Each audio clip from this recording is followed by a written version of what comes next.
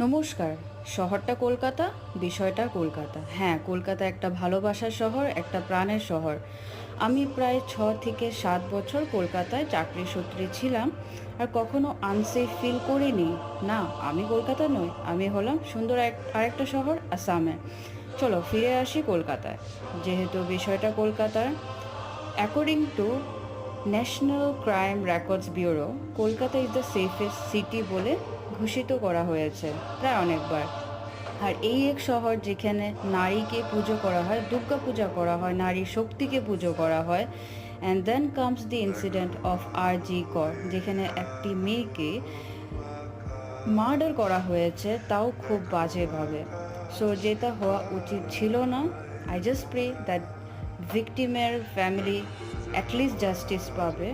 আর আমি ভিডিওটা এখানেই শেষ করলাম। ভুল কিছু হয়ে থাকলে ক্ষমা করবেন। ধন্যবাদ।